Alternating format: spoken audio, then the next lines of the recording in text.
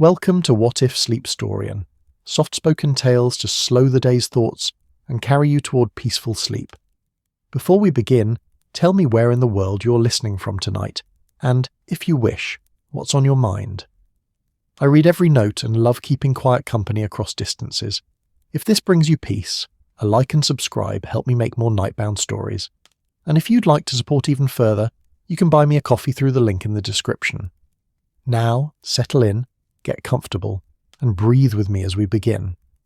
The light falls differently in churches at dusk.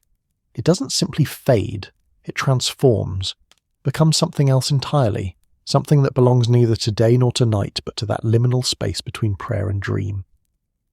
At St. Mary's, in the autumn of 1923, this transformation happened with particular grace. The stained glass windows, those ancient sentinels of coloured light, caught the dying sun and scattered it across the stone floor in pools of amber and rose, blue and gold, each shard of illumination trembling slightly, as if the church itself were breathing. Father Brown stood in the nave, his hands clasped loosely before him, his round face tilted upward toward those windows.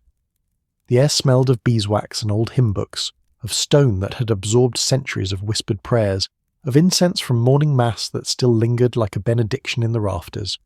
Outside, the village of Kembleford was settling into evening, shop doors closing with gentle clicks, the baker's boy whistling his way home, Mrs. Henderson's cat prowling the churchyard wall with the gravity of a bishop on rounds. But inside there was a particular quality of silence that made Father Brown's brow furrow just slightly. It was the wrong kind of silence, if such a thing could be said about quiet in a house of God. The church, empty though it appeared, should have been humming with the anticipation of Vespers. The choir should have been gathering in the vestry, their voices warming up in gentle scales, their footsteps creating that familiar percussion of preparation. Thomas Whitmore in particular should have been there, his tenor voice running through the evening psalms, his fingers straightening his collar with that nervous habit he'd developed over 40 years of singing. Thomas Whitmore was always early. Always. It was as predictable as the sunset itself, as reliable as the church bells marking the hours. Yet the vestry door remained closed, undisturbed, and the silence pressed against Father Brown's ears with the weight of something off. He moved through the nave with his characteristic shuffle, a small man whose presence somehow filled more space than his physical form suggested. The stone floor was cool beneath his sensible shoes, worn smooth by generations of faithful feet. Each step echoed softly, a lonely sound in the vast space. The pews stretched in orderly rows to either side, their wood darkened with age and polish, their ends carved with modest roses and crosses by some long-dead craftsman who'd believed beauty and devotion were inseparable. Victorian England had built churches like fortresses of faith, and St. Mary's was no exception. Its walls were thick enough to hold secrets, its ceiling high enough to make earthly troubles seem small by comparison. The architecture spoke of an age when God's house demanded grandeur, when every arch and column was meant to lift the eye, and presumably the soul, heavenward. Yet for all its imposing structure, St. Mary's possessed a warmth, an intimacy that came from decades of genuine community, of births and deaths, marriages and memorial services, of ordinary people seeking extraordinary comfort. Father Brown paused beside the choir stalls, running his hand along the smooth wood. Here, carved into the armrest, was a small cross that Thomas himself had etched years ago, during a particularly long sermon on patience. Father Brown had noticed it, of course. He noticed most things, but had said nothing. Some small rebellions were too human, too endearing to correct. The evening light shifted again, the sun dropping another degree toward the horizon, and now the shadows in the church grew longer, deeper. The statue of the Virgin Mary in her alcove seemed to step forward slightly, though of course she hadn't moved at all. It was merely the light changing, playing its ancient games with stone and faith. Her face, worn smooth by centuries, held that expression of infinite patience, of knowing sorrow. Father Brown found himself meeting her painted eyes, as if she might offer some explanation for Thomas's absence.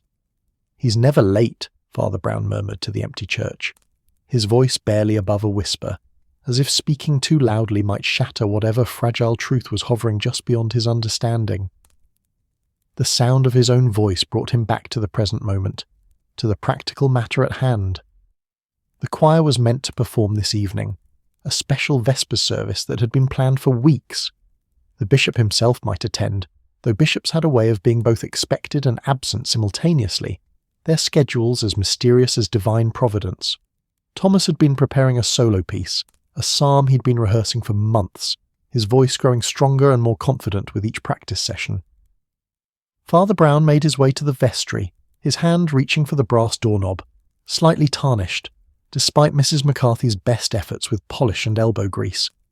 The door swung open with a familiar creak, revealing the small room where the church's sacred objects were kept, where the choir robed themselves, where Thomas Whitmore should have been standing with his music folder and his nervous smile. But the vestry was empty. More than empty, it was undisturbed. The robes hung on their pegs like sleeping ghosts, perfectly still. The music, stands were folded against the wall, awaiting their evening deployment. The small window, set high in the wall, let in a square of golden light that fell across the wooden floor, illuminating particles of dust that drifted in slow, hypnotic spirals. And there, on the table where the music was always kept, where the precious books of psalms and hymns were stored, there was a space, a rectangular absence where something should have been. Father Brown moved closer, his eyes narrowing behind his spectacles. The dust on the table told its own story, a story of something recently removed, of fingers disturbing the settled peace of neglect. The old psalm book, the one from 1847, bound in cracked leather with pages soft as cloth from handling, with margins filled with generations of choirmasters' notes. It was gone. "Curious," Father Brown said softly, though there was no one to hear him. "Very curious indeed." He stood there in the vestry, in the failing light, surrounded by the paraphernalia of worship, the silver candlesticks awaiting polish, the collection plates stacked neatly, the spare rosaries kept for those who'd forgotten their own. Each object spoke of routine, of order, of the comfortable patterns that made up the life of a parish church, and yet somewhere in this ordered world, a pattern had been disrupted. A reliable man had failed to appear. A valuable book had vanished. Father Brown was not a man prone to melodrama, but neither was he a fool. He'd been a priest long enough to know that when small things went wrong, larger things often followed. When the predictable became unpredictable, when the faithful became absent, when sacred objects disappeared, well, there were always reasons, human reasons, and human reasons he'd learned over years of hearing confessions and observing his fellow mortals were rarely simple. He left the vestry, closing the door with care, and made his way back through the church. The light was fading faster now, the coloured pools from the stained glass growing dimmer, more subdued. Soon someone would need to light the candles for evening prayers, assuming there were enough people to pray. Already he could hear footsteps on the path outside, the faithful arriving, expecting their vespers, expecting their choir, expecting Thomas Whitmore's voice to rise in psalm and carry their own prayers upward. Father Brown stepped out into the churchyard, into the cooling air of early evening. The sky had turned that particular shade of blue that exists only in autumn, deep and clear, with the first stars beginning to assert themselves against the fading day. The churchyard was a peaceful place, ordered rows of headstones marking the boundaries between the living and the dead, between memory and forgetting. An old yew tree stood sentinel near the gate, its branches spreading like benedictions, its roots certainly tangled with the bones of centuries. The village of Kembleford spread below the church, its houses and shops settling into their evening routines. Chimney smoke rose in lazy spirals. Somewhere a dog barked. The pub on the corner, the Lamb and Flag, glowed with warm light, its windows promising warmth and fellowship. Life continued, ordinary and precious, unaware that somewhere in its midst a small mystery had begun. Father Brown walked along the stone path that led around the church, his eyes scanning the ground with a detective's instinct disguised as a priest's wandering attention. Here, the gravel was disturbed. There, a footprint in the soft earth beside the path. A man's shoe, size 10 or so, pressed deep as if someone had been hurrying, or carrying something heavy. The path led past the old oak door that served as a side entrance to the church, rarely used except by the choir coming and going from practice. Father Brown paused, noticing that the door stood slightly ajar, its iron latch not quite caught. Another small thing. Another thread in a pattern he couldn't yet see completely. He pushed the door open, stepping back into the church through this different entrance, and found himself in the small corridor that led to both the vestry and the bell tower. The stones here were rougher, less refined than in the nave. This was the working part of the church, the servants' entrance. If God's house could be said to have such divisions, the air smelled different here too, mustier, tinged with damp and old rope and that peculiar scent of ancient bells, metal and time combined. And there, on the floor, barely visible in the dimness, a scrap of paper. Father Brown bent, his knees protesting slightly. Age came to priests as surely as to sinners, and picked up the paper. It was torn, ragged along one edge, and covered with handwriting he recognised immediately. Thomas Whitmore's handwriting, cramped and precise, the letters formed with the care of a man who'd learned penmanship when such things mattered, when writing was considered a reflection of character. But he couldn't read what was written. The light was too poor, and his eyes, though sharp enough for observation, were not what they'd been 40 years ago. He pocketed the paper, making a mental note to examine it later by candlelight, and continued his circuit of the church. By the time he returned to the nave, others had arrived. Mrs. McCarthy, the housekeeper, her face creased with concern. Several choir members clutching their music folders, looking about uncertainly. Mr. Howick, the church treasurer, his thin frame nearly vibrating with some suppressed emotion, anxiety perhaps, or annoyance at the disruption of routine. "Father," Mrs. McCarthy said, her Irish accent softening the word into something almost melodic. "There's no sign of Thomas. His wife's been by. She hasn't seen him since this morning. She thought he'd come early to practice, as he always does." Father Brown nodded slowly, his round face thoughtful. "And the psalm book," he said, quietly. "The old one. It's missing as well." The words fell into the space between them like stones into still water, creating ripples of realization. Mr. Howick's face, already pale, seemed to lose what little colour it had. The morning came to St. Mary's with the particular gentleness that October mornings possess in the English countryside. Mist clung to the churchyard, wrapping around the headstones like careful fingers, softening the edges of the world until everything seemed painted in watercolours rather than rendered in the harsh lines of reality. The sun, rising somewhere beyond the village, sent tentative rays through the vapour, turning the air itself into something luminous, something that belonged more to dream than to waking life. Father Brown had not slept well. This was not unusual. Priests, like doctors and mothers, became accustomed to broken sleep, to the demands of crisis that paid no attention to the clock. He'd spent much of the night in his small study, the scrap of paper from the church floor spread before him on his desk, illuminated by the steady flame of a single candle.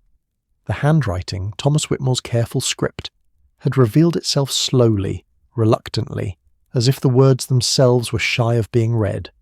What he'd discovered had troubled him deeply, though his face, as always, betrayed little of his inner turmoil. Father Brown had learned long ago that a priest's countenance must be like still water, reflecting what others needed to see, revealing depths only when necessary. Now, standing in the church kitchen, a surprisingly cosy room tucked behind the vestry, where Mrs. McCarthy held court over tea and salvation in roughly equal measures, he watched as the congregation began to gather. Not for service, not yet. The bishop had been notified of Thomas's disappearance, and the special vespers had been postponed. But word had spread through Kembleford with the speed that news always travelled in small villages, carried on the wings of concern and curiosity, of genuine worry mixed with that very human appetite for drama.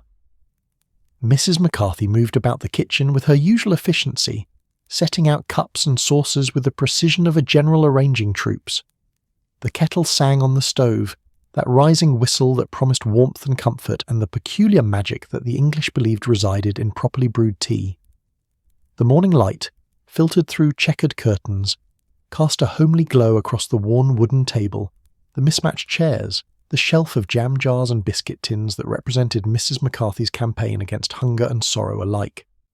"They're gathering like starlings," Mrs. McCarthy observed, her accent making the words sound almost musical. Couldn't keep them away with a stick, Father. Everyone wanting to know, everyone with their theories and their worries. Let them come, Father Brown said gently, settling himself into the chair by the window, a strategic position from which he could observe without seeming to do so. Worry shared is worry halved, they say, though I've always suspected it might also be worry doubled, depending on how many people are doing the sharing. Mrs. McCarthy smiled despite her concern, a quick flash of warmth that transformed her weathered face. She'd been keeping house for Father Brown for nearly 15 years now, long enough to know that his gentle humour was often the precursor to serious thought, that his mild observations frequently concealed sharp deductions. The first to arrive was Eleanor Whitmore, Thomas's wife, her face drawn with sleeplessness and fear. She was a small woman, made smaller by worry, her grey hair pulled back in a style that had been fashionable 20 years ago and had simply never changed. She wore a brown coat over her house dress, hastily buttoned, and her hands trembled slightly as she accepted the cup of tea that Mrs. McCarthy pressed into them. "Father," she said, her voice barely above a whisper, as if speaking too loudly might somehow make the situation more real, more terrible. "Thomas never came home. Not all night. It's not. He wouldn't. We've been married 42 years, Father, and he's never. Not once." Father Brown rose and guided her to a chair with gentle pressure on her elbow. "Sit, my dear Mrs. Whitmore. The tea is hot and sweet. Mrs. McCarthy's cure for all earthly troubles, and I've yet to see it fail entirely." Eleanor Whitmore sat, clutching the cup as if it were a talisman against despair. "He was himself yesterday morning," she continued, the words tumbling out now that she'd begun. "Ate his porridge, read the newspaper, complained about the rain and how it might affect his roses. He was worried about the evening service, of course. He always worried before a solo, even after 40 years in the choir. But that was normal worry, Father. The ordinary kind." "Did he mention the psalm book?" Father Brown asked, his tone casual, as if the question were merely a point of minor curiosity, rather than something that might illuminate the darkness surrounding Thomas's absence. Eleanor's brow furrowed, creating deep lines that spoke of a lifetime of concentration, of care. "The old one? The one from his great-grandfather's time?" "Yes, actually. He said—" "What did he say?" "That he wanted to look at something in it. Some notation that one of the old choir masters had made. Thomas was always interested in the history of things, Father, always poking about in the archives, reading old vestry minutes, tracing the lineage of hymns." Before Father Brown could respond, the kitchen door opened again, admitting a gust of cool air and 3 more members of the choir. First came Albert Finch, a broad-shouldered man who sang bass with the solemnity of someone announcing the apocalypse. Behind him, Margaret Davis, the soprano whose voice could shatter the careful peace of any gathering, simply by existing at full volume, though she, herself, was a gentle soul who kept cats and grew lavender, and finally young Peter Walsh, barely 20, whose voice was still settling into its adult range, but who possessed an enthusiasm that compensated for what he lacked in polish. They arranged themselves around the kitchen like pieces in a puzzle, each finding their customary position, for even in moments of crisis, humans sought the comfort of familiar patterns. Albert took the chair nearest the stove, his bulk requiring warmth and stability. Margaret perched on the edge of the bench by the wall, her posture suggesting readiness to flee or fight as circumstances demanded. Peter remained standing near the door, shifting his weight from foot to foot, his youth making stillness nearly impossible. Mrs. McCarthy performed her tea-dispensing duties with the grace of long practice, and soon everyone held a cup, their hands occupied, their mouths given something to do besides speak the unspeakable. "I saw him Tuesday last," Albert Finch said, his bass voice rumbling through the kitchen like distant thunder. "After practice. He seemed distracted, kept looking at that old psalm book, running his fingers down the margins as if he were reading something none of the rest of us could see. He asked me about Mr. Harwick," Margaret Davis added, her voice for once modulated to a considerate volume. "Asked how long he'd been treasurer, whether I remembered anyone before him. Odd questions, I thought. But Thomas was always asking odd questions. He had a mind like a magpie, Father, always collecting bits and pieces of things." Peter Walsh, emboldened by the testimony of his elders, ventured his own observation. "He was counting something. Last week, during the hymn practice, I saw him with a notebook, making marks, doing sums. My mum does the same when she's working out the household accounts." Father Brown listened, his eyes half closed, his round face serene as a pond in summer.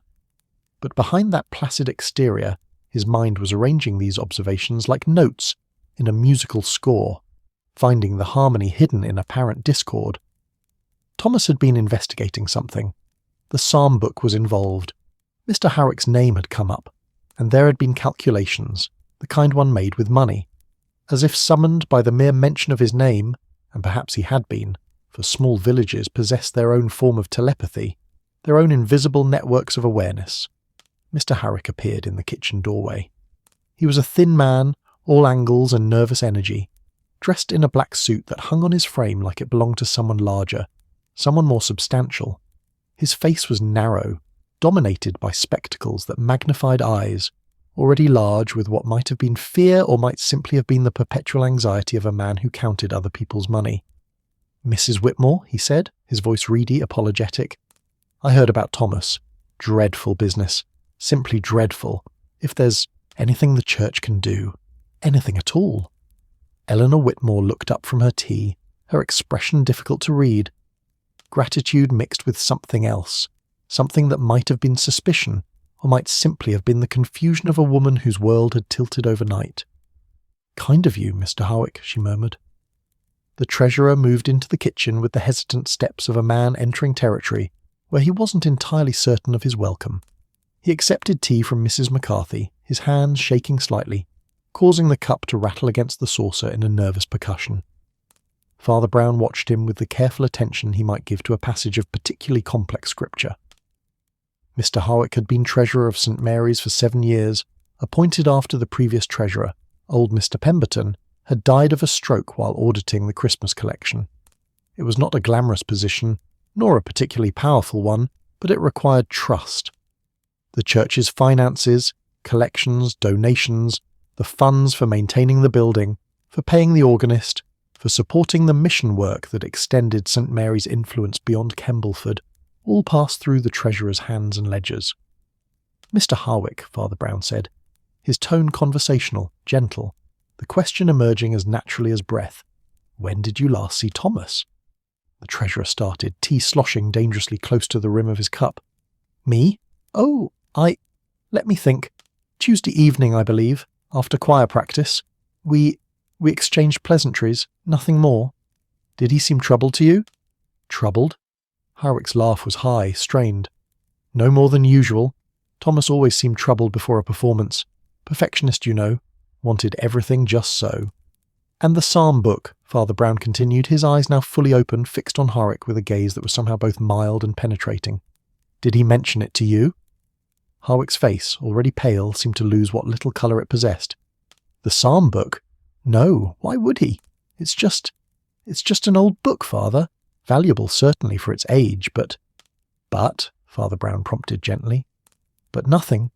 I'm sure it will turn up. These things always do. Perhaps Thomas took it home to study. He was always doing that sort of thing, researching, looking into the history of the hymns." Howick set down his cup with a clatter that spoke of nerves stretched thin. "If you'll excuse me, Father, I have work to do. The accounts won't balance themselves." He fled. There was no other word for it, leaving behind a silence that seemed to expand to fill the space he'd vacated. The choir members exchanged glances, the kind of wordless communication that came from years of singing together, of learning to breathe in unison, to sense each other's rhythms. "He's frightened," Margaret Davis said, stating what everyone had observed but none had wanted to voice. "Everyone's frightened," Father Brown replied, though his tone suggested he was making a distinction that the others might not have caught. "Fear comes in many varieties, Mrs. Davis. There's the fear of the unknown, the fear for a friend's safety, the fear of disruption to our comfortable routines, and then," he paused, sipping his tea, "then there's the fear of being discovered." The words hung in the air like incense, sweet and troubling, suggesting depths that the morning's gentle light could not penetrate. Eleanor Whitmore looked up sharply, her widow's intuition, for she was already thinking of herself as a widow. Father Brown could see it in her eyes, catching the implication. "Father, what are you saying?" But Father Brown only smiled, that mild, frustrating smile that gave away nothing and promised everything. I'm saying, my dear Mrs. Whitmore, that we must have faith. Faith that truth reveals itself, that mysteries unravel, that even in darkness there is light waiting to be found. Now, if you'll all excuse me, I believe I need to visit the church office. There are some ledgers I should examine. Purely routine, of course. A priest should know how his church's resources are being stewarded. He rose, placing his cup carefully on the table, and shuffled toward the door with his characteristic gait. Unhurried, unremarkable, the walk of a man going nowhere in particular. But those who knew him best, Mrs. McCarthy especially, recognised the set of his shoulders, the slight tightening around his eyes. Father Brown was on the scent of something, following a trail invisible to others, guided by that peculiar combination of faith and reason that made him both a shepherd of souls and a hunter of truths. Behind him, the kitchen settled back into its rhythms of comfort and concern, of tea and speculation. But the seed had been planted. Fear of being discovered. The words would grow in the soil of their collective consciousness, sending roots down into memory, branches up toward understanding. And somewhere in Kembleford, the truth waited, patient as a psalm, inevitable as vespers, ready to be sung. The church office occupied a small room on the ground floor of the rectory, a building that stood adjacent to St. Mary's like a faithful companion, its brick walls weathered to a soft rose grey, its windows gazing out upon the churchyard with the patient attention of an elderly relative watching children at play. The office itself was a study in organised chaos, shelves lined with ledgers dating back to 1847, the year of the Great Reorganisation, when some energetic vicar had decided that God's business required the same meticulous record-keeping as any merchant's enterprise. Father Brown stood before these shelves now, in the mid-morning light that slanted through the window, illuminating dust motes that drifted like tiny souls seeking heaven. The room smelled of paper and ink, of leather bindings slowly surrendering to time, of the particular mustiness that accumulated in places where history was stored rather than lived. A large oak desk dominated the centre of the room, its surface buried beneath the detritus of church administration, collection envelopes, correspondence regarding the Harvest Festival, a half-written sermon on the virtue of patience that Father Brown had abandoned 3 days ago, when patience itself had eluded him. But it was the ledgers that interested him now. The financial records of St. Mary's, meticulously maintained, each entry a small prayer of accountability, each column a hymn to fiscal responsibility, or so they should have been. He pulled down the current year's ledger, its green cloth cover worn smooth by frequent handling, and carried it to the desk. The chair creaked as he settled into it. Everything in the office creaked, as if the furniture itself were old enough to have opinions about the passing years. He opened the ledger, his blunt fingers turning pages with surprising delicacy, his eyes scanning the neat columns of figures that Mr. Harrick's careful hand had inscribed. The parish finances of a small English church in 1923 were not complicated, but neither were they simple. There were the Sunday collections, of course, varying with the weather and the state of local commerce. There were donations, both regular and extraordinary, from parishioners whose generosity waxed and waned with their fortunes. There were the expected expenses, coal for heating, stipends for the organist and the sexton, repairs to the eternal roof that seemed determined to return, tile by tile, to the earth from which its materials had been quarried. Father Brown's mathematical skills were adequate to his purpose, though he would never claim brilliance in that realm. Numbers, he often thought, were like people. They told you what they wanted you to know, and hid what they preferred to keep secret. The trick was not in reading what was written, but in noticing what was absent, what failed to add up not mathematically, but logically, morally, spiritually. And something here did not add up. He sat back, his fingers steepled before his face, a gesture that Mrs. McCarthy would have recognised as indicating deep thought, the kind that preceded uncomfortable revelations. The collections, according to the ledger, had been declining for the past 3 years. Not dramatically, not in a way that would cause immediate alarm, but steadily, gradually, like a man losing weight so slowly that he doesn't notice until his clothes no longer fit.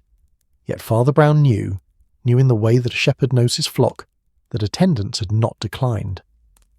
If anything, St. Mary's had seen a slight increase in its congregation, as returning soldiers sought solace, as the world's recent wounds drove people toward the comfort of ritual and the promise of meaning beyond the mud and blood of the trenches. More people, less money, an interesting arithmetic. He rose and moved, to the window, needing to rest his eyes, to let his mind wander in that productive way that looked like idleness, but was actually a form of prayer. The churchyard spread below him, peaceful and permanent, its headstones marking the parish's history in granite and marble. There near the old yew tree was the Pemberton family plot, where the previous treasurer rested beneath a stone that praised his diligence and discretion. And there, beyond the hedge, he could see Thomas Whitmore's cottage, its garden still showing the last defiant blooms of autumn roses that Thomas had tended with the same care he'd given to his singing. Thomas, who had asked questions about the treasurer. Thomas, who had been examining the old psalm book with unusual intensity. Thomas, who had made calculations during choir practice. Father Brown turned back to the desk, but this time he reached for the older ledgers, pulling down volume after volume, spreading them across the desk like a monk illuminating manuscripts. 1920, 1919, 1918, the war years, when money had been tight but faith had been fervent. 1917, 1916. Back and back until he reached 1916, the year Mr. Howick had assumed his duties after Mr. Pemberton's sudden death. The handwriting changed in that volume, mid-year.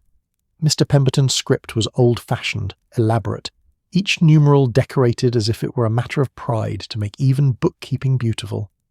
Mr. Howick's hand was efficient, plain, unremarkable, which was, Father Brown reflected, perhaps the point. Unremarkable was unmemorable. Unremarkable didn't attract attention. He began to compare figures year by year, tracking the ebb and flow of the church's finances the way a sailor might track tides, and slowly, like a photograph developing in a darkroom, a pattern emerged.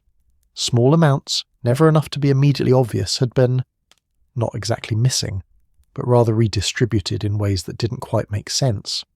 A repair that cost slightly more than the invoice would suggest. A donation recorded as received but then somehow diminished by the time it appeared in the balance.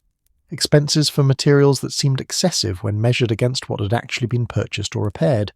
It was masterful in its way. The work of someone who understood that grand theft attracted grand attention, but that small consistent deviations might never be noticed at all. The river doesn't miss a single cup of water drawn from its flow, but draw a cup every day for 7 years, and you had enough water to drown in if you weren't careful. Father Brown closed the ledgers gently, as if they were sacred texts, which in a sense they were. They bore witness to human nature, to the slow corruption that crept in when opportunity met need, when trust met temptation. He thought of Mr. Howick's nervous hands, his frightened eyes, his hasty retreat from the kitchen this morning. A man carrying a burden, certainly, but was it the burden of guilt, or merely the burden of fear? He left the office and made his way through the rectory, past the sitting room where Mrs. McCarthy was engaged in her eternal battle against dust and disorder, past the small dining room with its table set for one, the lonely mathematics of bachelor priesthood, and out into the garden that separated the rectory from the church proper. The day had warmed slightly, the mist burned away by a sun that seemed surprised by its own strength this late in October. The garden, Mrs. McCarthy's other dominion, showed the beginnings of autumn's decline, the roses dropping their petals, the herbs going to seed, the vegetable patch yielding its last reluctant offerings. But there was beauty in the decline, Father Brown thought. Beauty in the acceptance of seasons, in the knowledge that death was merely transformation, that endings were also, always, beginnings. He walked to the church, entering through the main door this time, stepping from bright daylight into the cool dimness of the nave. His eyes took a moment to adjust, and in that moment of blindness, he was aware of the church as a living thing, breathing around him, holding its centuries of prayers like moisture in its stones, whispering its history through the creak of ancient wood and the whisper of air moving through spaces that had sheltered generations of doubt and faith, sin and redemption. The psalm book. He needed to understand why Thomas had taken it, what Thomas had hoped to find within its pages. The book itself was a treasure, of course. Bound in 1847, the leather worked by craftsmen who had believed that even the housing of God's word deserved artistry. It contained not just psalms, but the accumulated wisdom of every choir master who had served St. Mary's since its binding, their annotations filling the margins, their interpretations layered like geological strata, each generation adding its voice to the eternal song. Thomas Whitmore as a boy had sung from that book, his grandfather before him, his great-grandfather, who had been present at the book's dedication, had been one of the first to hold it, to turn its pages with hands calloused from work but gentle with reverence. Father Brown made his way to the vestry, that small room where sacred and mundane intersected, where the mystery of transformation happened every Sunday as ordinary men and women donned robes and became for a few hours the voice of angels. The table where the psalm book had rested stood against the wall, its surface still showing that rectangular absence, that ghost of dust where the book had been. He knelt, his knees protesting again, reminding him that even priests were subject to the tyranny of aging joints, and examined the floor beneath the table. And there, caught between two floorboards, he found what he was looking for, a scrap of paper, smaller than the one he'd discovered yesterday, but clearly torn from the same source. This fragment bore only numbers, a date, October 15th, 3 weeks ago, and beside it, a figure, 120th. Father Brown sat back on his heels, the paper held carefully between thumb and forefinger, as if it might disintegrate like a butterfly's wing under too much pressure. £127, a substantial sum. Not a fortune, but more than most working men in Kembleford earned in a year. What had happened on October 15th? What transaction had involved such an amount? He closed his eyes, mentally reviewing the church calendar, the rhythm of parish life. October 15th. The Harvest Festival auction, of course, the annual event where parishioners donated goods and services to be sold, the proceeds supporting the church's mission work. It had been, by all accounts, a successful year. The war's end had left people both grateful and generous, eager to celebrate survival, to invest in hope. Father Brown recalled the event vaguely. He'd been there, naturally, had blessed the proceedings, had watched with bemused affection as Mrs. Henderson's jam had sparked a bidding war between rival factions of the Women's Institute. The final tally, announced by Mr. Harwick with evident satisfaction, had been, what, £100, 110, not 127.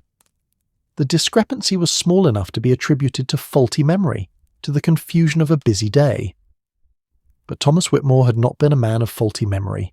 Thomas had been precise, careful, the kind of singer who counted beats and noticed when others rushed the tempo. If Thomas had written down 127, then 127 had been collected, which meant that somewhere between the collection and the recorded deposit, money had evaporated, or rather, had been redirected, had flowed from the stream of church finances into some other channel, some pocket or account that was not meant to receive it. Father Brown stood, his knees crackling like the voice of conscience, and moved to the small cabinet where the vestry supplies were kept. Here, behind the spare candles and the communion wine, was another ledger, the informal one that the choirmaster kept, recording attendance at practice, noting who needed extra help with their parts, tracking the music library with its ancient collection of hymns and psalms. He opened it, turning pages until he found the entries from recent weeks. And there, in Thomas's neat hand, were notes that had nothing to do with music. Dates and amounts, small calculations, question marks indicating uncertainty or suspicion. Thomas had been tracking something, comparing figures, doing exactly what Father Brown himself had just done in the church office. Thomas had discovered the discrepancies, had noticed what should have been invisible, had asked the questions that made Mr. Harwick so nervous. And Thomas, being Thomas, righteous, perhaps too righteous, certain of the clarity that divided right from wrong, had decided to act. The psalm book. Why take the psalm book? Father Brown closed the choirmaster's ledger and stood very still, letting his mind work in that sideways fashion that had solved more mysteries than direct confrontation ever had. The book was old, valuable, but not irreplaceable. Its loss would be noted, mourned, but the church would survive. Unless the book itself was not the point. Unless the book was merely a container, a hiding place, a means of concealing something else. He thought of Thomas's great-grandfather, present at the book's binding, thought of the tradition, common in Victorian times, of tucking personal items into book bindings, letters, locks of hair, small treasures meant to endure beyond a single lifetime. What if Thomas had hidden his evidence inside the psalm book itself? What if the book was not stolen but rather rescued, kept safe until Thomas could present his findings in a way that could not be ignored or explained away? The afternoon light was changing now, that slow slide toward evening that happened earlier and earlier as autumn progressed toward winter. Father Brown felt the weight of knowledge settling upon him, that familiar burden of understanding that came before proof, that moment when intuition insisted it knew the truth even if evidence remained elusive. Thomas Whitmore had discovered embezzlement, had documented it carefully, perhaps even confronted the embezzler or threatened to expose him, and then Thomas had disappeared, taking the proof with him, hidden within the one object in the church that represented continuity, tradition, the long memory of faith itself. Father Brown moved through the church one more time, his footsteps echoing softly, his presence a small warmth in the growing coolness of evening. He paused before the statue of the Virgin Mary, her worn face still holding that expression of infinite compassion, of understanding that encompassed both sin and redemption. "Where is he?" Father Brown whispered to her, though he expected no answer beyond what his own conscience might provide. Where has Thomas gone, and what did he hope to accomplish? The statue, as statues will, remained silent, but in that silence Father Brown heard what he needed to hear. The quiet voice of reason, of compassion, of the understanding that even the righteous could make fatal mistakes, that confronting evil required not just courage but wisdom, and that sometimes the difference between justice and tragedy was nothing more than timing, than the careful balance between exposure and safety. He would need to find Thomas, and he would need to find him soon, before righteousness met its inevitable consequence, before the psalm that Thomas had hoped to sing became instead a requiem. The morning arrived wrapped in cold, the kind of cold that October sometimes conjures as a rehearsal for winter's true bite. Frost had settled over Kembleford during the night, transforming the ordinary world into something crystalline and strange, as if God had decided to illuminate every blade of grass, every spider's web, every fallen leaf with diamonds borrowed from some celestial treasury. The air itself seemed to shimmer, each breath visible, each exhalation a small ghost departing into the brightening sky. Father Brown had risen early, earlier even than his usual habit, driven by a restlessness that prayer had failed to quiet. He'd spent the night in his study, surrounded by ledgers and notes, piecing together the story of money that flowed where it shouldn't, of trust betrayed in increments so small that each alone seemed meaningless, but together formed a portrait of deliberate, sustained theft. The evidence was circumstantial, suggestive rather than conclusive, but Father Brown's experience with human nature told him that where there was smoke of this particular character, fire invariably followed. Now, standing at his window as dawn broke over the village, he watched the world wake. Chimney smoke began to rise from cottages, straight columns in the still air before dispersing into nothingness. The baker's boy appeared on his bicycle, his breath preceding him in clouds, his wheels leaving dark tracks through the frost-whitened streets. Life continued, ordinary and precious, unaware that somewhere in its midst a small tragedy was unfolding, with the inevitability of autumn turning to winter. Mrs. McCarthy appeared with tea, her presence announced by the gentle rattle of cup against saucer, the whisper of her skirts, the indefinable sense of purposeful movement that characterized her every action. She set the cup on Father Brown's desk without comment, though her eyes took in the scattered papers, the untouched bed visible through the open door to his room, the evidence of a night spent in contemplation rather than rest. "You've not slept," she observed, her tone managing to convey both statement and accusation, concern and resignation. "Sleep is overrated," Father Brown replied mildly, wrapping his hands around the cup, grateful for its warmth. "Besides, I've been thinking." "Dangerous occupation, thinking," Mrs. McCarthy said, but her voice held affection beneath the tartness, particularly when it keeps a man from his bed. "You'll be wanting breakfast, I suppose, since you're determined to greet the day looking like something the cat wouldn't bother dragging in." "You flatter me, Mrs. McCarthy. I'd hoped for something the cat might at least consider." She snorted, a sound that might have been laughter, or might simply have been the eternal exasperation of housekeepers confronted with the impractical nature of their charges. But she departed to see about breakfast, leaving Father Brown alone with his tea and his thoughts, which was, he reflected, sometimes the greatest kindness that could be offered. He drank slowly, watching the light change as the sun climbed higher, burning away the frost's delicate artistry, returning the world to its ordinary state. Somewhere in that world, Thomas Whitmore was either hiding or hiding something, had either chosen to disappear or been forced into absence. Either way, the time for waiting had passed. Father Brown had never been a man of dramatic action. His battles were fought in confessionals and quiet conversations. His weapons were patience and understanding rather than confrontation. But neither was he a man who could stand idle while others suffered. He dressed warmly, his black coat, his scarf, his sensible hat that Mrs. McCarthy claimed made him look like a mushroom but which kept his head warm, which was, after all, the point. By the time he descended to breakfast, a plan had formed in his mind, not fully developed but sufficient to guide his first steps.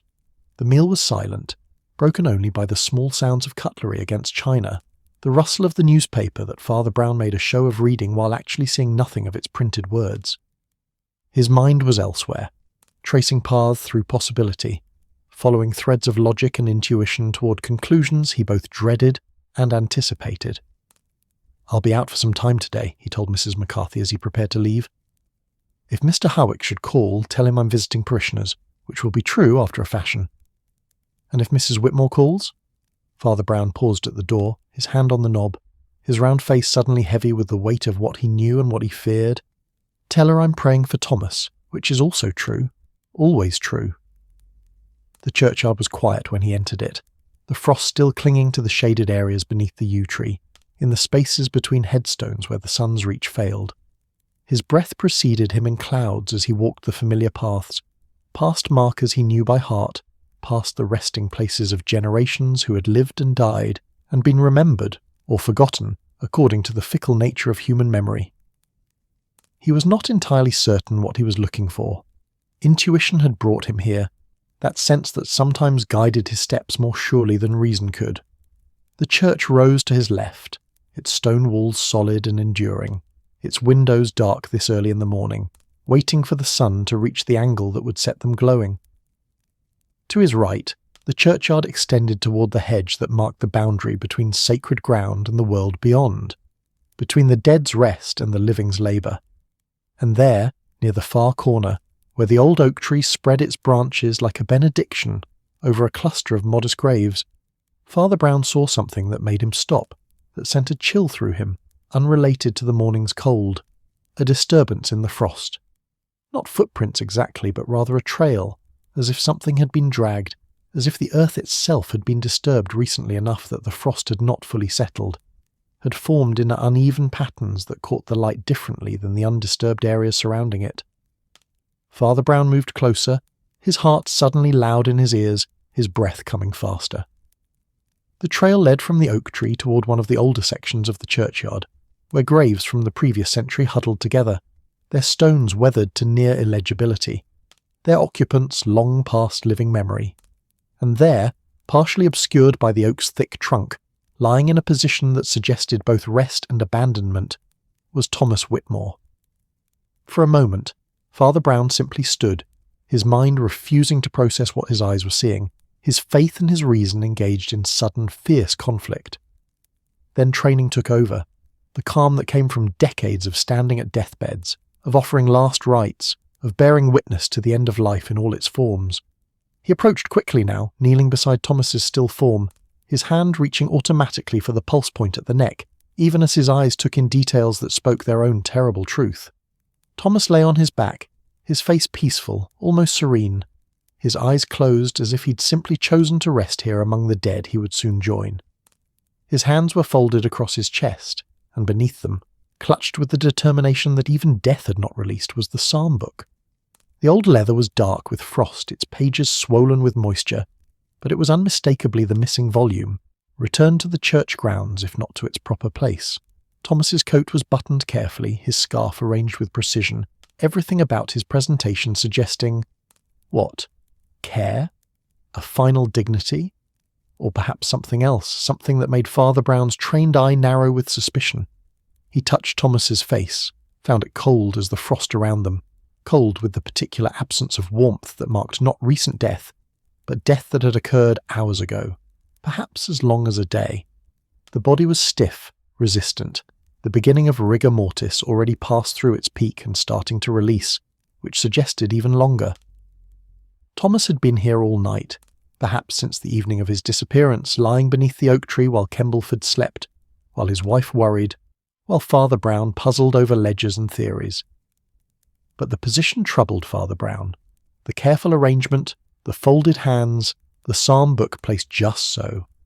People did not die like this naturally. This was staging, the work of someone who wanted to convey a particular message, or perhaps to obscure a particular truth. Father Brown had seen enough death to know that it rarely came with such neat composition, that the body's final moments were typically marked by struggle or surrender, by reaching or release, not by this peaceful tableau that seemed almost theatrical in its perfection. He began to examine Thomas more carefully now, looking for signs of violence, for marks that might tell the story of how life had departed. There, at the back of the head, his fingers found it before his eyes could see it. A swelling, a place where the skull gave slightly under gentle pressure. A blow, then, delivered from behind with force enough to stun or kill. The frost had preserved the injury, had kept the swelling from spreading in the way it would have in warmer conditions, which was perhaps a mercy, or perhaps simply another small irony in a situation already thick with them. Father Brown sat back on his heels, his hand still resting on Thomas's shoulder, a gesture of comfort offered too late but offered nonetheless.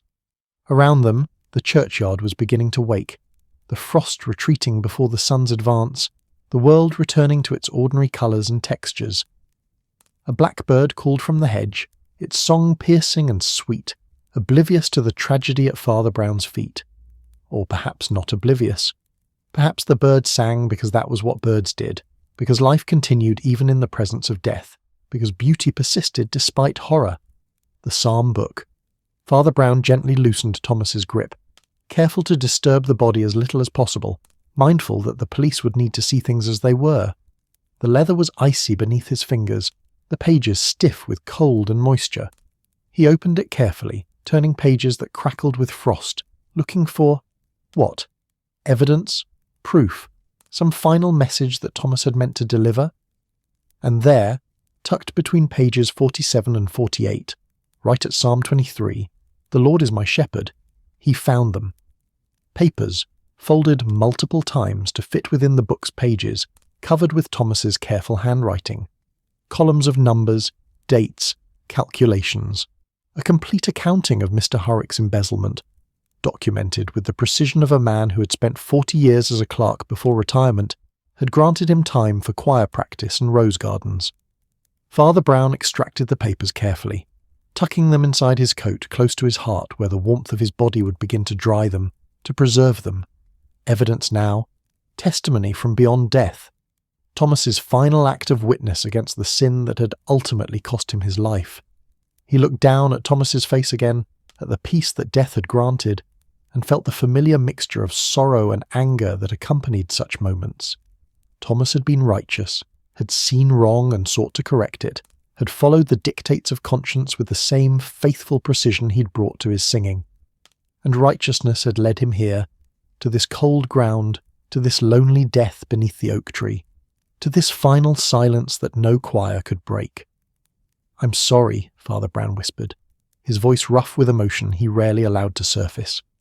"I'm sorry I didn't see it sooner, didn't understand quickly enough. You deserved better, Thomas. You deserved justice, not this." But Thomas, of course, made no reply. The dead were beyond consolation, beyond apology, beyond everything except memory and the prayers of those who remained. Father Brown closed his eyes, beginning the familiar words of blessing, the ritual of commendation that would send Thomas's soul toward whatever mercy awaited beyond this world's failures. When he finished, when the prayers had been offered and accepted or lost to the morning air according to whatever divine accounting governed such things, Father Brown stood. His knees protested, his back ached, his heart was heavy with knowledge and sorrow. But there was work to be done still, justice to be pursued, truth to be spoken even when speaking it would bring pain. He walked back through the churchyard, moving more quickly now, his shuffle transformed into something approaching urgency. The frost was almost gone. melted away as if it had never existed, as if the morning's crystalline beauty had been merely a dream. But Thomas remained, would remain until the police came, until the official machinery of investigation and documentation began its inexorable process. Father Brown found himself at the church door, his hand on the ancient wood, and paused. Inside, the silence waited, that particular quality of sacred silence that had troubled him 2 days ago when Thomas had failed to appear for Vespers. Now he understood that silence differently, heard in it the echo of violence, the whisper of betrayal, the quiet testament of a man who had tried to do right and had paid the ultimate price. He entered, stepping from bright cold into dim cold, from the world of evidence and bodies into the world of faith and mystery. The two worlds, he had long ago learned, were not separate but intertwined, each illuminating the other, each necessary for complete understanding. God existed in the details of human sin as much as in the glory of human virtue. Truth was found in ledgers as surely as in liturgy. Moving through the nave, Father Brown made his way to the telephone in the church office, that modern intrusion into ancient space that nonetheless proved useful at moments like these. He would call the police, of course. Constable Williams would come, efficient and well-meaning if not particularly imaginative. There would be questions, procedures, the slow grinding of official inquiry. But before that, before the machinery began its work, Father Brown needed to speak with someone else, someone who had been frightened yesterday, whose hands had shaken as he held his teacup, whose face had lost what little colour it possessed when the psalm book was mentioned. Mr. Howick would be at the church office now, or soon, attending to his duties with the faithfulness that characterised even the corrupt, even those whose sins were slowly destroying what they pretended to serve, and Father Brown would be waiting, with evidence in his coat, with knowledge in his heart, with mercy and justice held in careful balance like voices in a choir seeking harmony. The sun continued to rise, indifferent to human drama, faithful to its ancient pattern. The frost continued to melt, returning to the earth, as water, as blessing, as the substance of life itself. And in the churchyard beneath the oak tree, Thomas Whitmore rested in the peace that had been denied him in his final hours, waiting for justice to catch up with truth, for mercy to encompass even tragedy. Father Brown picked up the telephone, his finger steady as he dialed, his voice calm as he reported what needed to be reported. And then, the call completed, the wheels set in motion, he sat in the chair by the window and waited, his hands folded in his lap, his round face serene with the knowledge that sometimes the hardest part of faith was not believing in God's justice, but in delivering it through the imperfect instruments of human hands. The police came with the efficiency of routine, though there was nothing routine about finding a body in St. Mary's churchyard. Constable Williams arrived first, his bicycle clattering to a stop against the churchyard gate, his young face already set in the expression of official gravity that policemen learned early and wore like armour against the sorrows they encountered. Behind him, within the hour, came Inspector Davies from the county seat, a man of middle years and middle height, unremarkable in every way except for his eyes, which held the patient intelligence of someone who had learned that truth revealed itself slowly, like photographs developing in darkness. Father Brown met them at the gate, his round face grave, his manner calm in that way that some mistook for callousness, but which was actually the product of faith, the understanding that death, while sorrowful, was not the end, merely a transition. He led them to the oak tree, to Thomas Whitmore's body, which lay exactly as Father Brown had left it, untouched, waiting for official acknowledgement of its tragedy. Inspector Davies knelt as Father Brown had knelt, his hands careful as they examined, his eyes sharp as they catalogued details. The position of the body, the folded hands, the psalm book, all of it received his attention, his professional assessment. Constable Williams stood nearby, his notebook out, his pencil poised, ready to record observations in the abbreviated language of police reports. "Blow to the head," Davies murmured, his fingers exploring the injury Father Brown had already found. Recent, within the last day or two. The colds preserved him, made it harder to determine exact time, but I'd say... He paused, considering. "I'd say he's been here since Wednesday evening at least, possibly longer." Wednesday evening. The night Thomas had disappeared after taking the psalm book. The night vespers had gone unsung, the night worry had begun its slow spread through the congregation. "The position troubles me," Father Brown said quietly, his voice pitched for Davies's ears alone, though Constable Williams was close enough to hear if he chose. "Men don't arrange themselves so neatly after receiving blows to the head, Inspector. Someone placed him here, folded his hands, positioned the book just so." Davies glanced up sharply, his eyes meeting Father Brown's, recognition passing between them. The recognition of kindred minds, of two men who understood that surfaces concealed depths, that the obvious answer was rarely the complete answer. "You think he was killed elsewhere and brought here?" "I think someone wanted us to find him this way," Father Brown replied. "Someone wanted to send a particular message, or perhaps to obscure a particular truth beneath a veneer of, what would you call it? Dignity? Respect? Perhaps even remorse?" The inspector stood, brushing frost from his knees, his expression thoughtful. "You know something, Father. I can see it in your face. Best tell me now, before this gets more complicated than it needs to be." Father Brown reached inside his coat, withdrawing the papers he'd found tucked within the psalm book's pages. They were warmer now, dried somewhat by proximity to his body, but still bore the evidence of their cold storage. Wrinkled, slightly damp, precious as any document that bore witness to truth. He handed them to Davies without comment, letting the evidence speak for itself. The inspector unfolded them carefully, his eyes scanning the columns of numbers, the dates, the calculations that Thomas had compiled with such meticulous care. His face remained professionally neutral, but Father Brown saw the slight tightening around his eyes, the subtle shift in posture that indicated understanding, recognition of what these papers represented. "Embezzlement," Davies said flatly. "Someone's been stealing from the church. Small amounts spread over..." He flipped through the pages. "Over 7 years. Very careful, very methodical. Who keeps the church accounts, Father?" "Mr. Harwick. Gerald Harwick. He's been treasurer since 1916, after Mr. Pemberton passed away suddenly." Father Brown paused, choosing his words with care. "I believe Thomas discovered the discrepancies, began investigating on his own. He was that sort of man, Inspector. Righteous, perhaps too righteous, the kind who saw sin and felt compelled to expose it, to bring it into the light. And Mr. Harwick is at the church office, I believe. Or he should be. It's Thursday. He always works on the accounts Thursday mornings, preparing the weekly report for the parish council." Father Brown's voice was gentle, sorrowful. "He's a nervous man, Inspector. Has been more so recently. I noticed it particularly yesterday, when Thomas's disappearance became general knowledge. He was frightened, though of course I didn't fully understand why at the time." Davies folded the papers carefully, tucking them into his own coat pocket.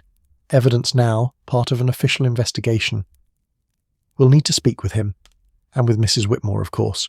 She should be told, though I don't imagine there's any gentle way to deliver such news." "I'll accompany you to Mrs. Whitmore," Father Brown offered. "She's a woman of faith. But faith doesn't make grief any easier to bear. She'll need comfort, and I'm afraid your comfort and mine serve different purposes, Inspector. You bring answers. I bring..."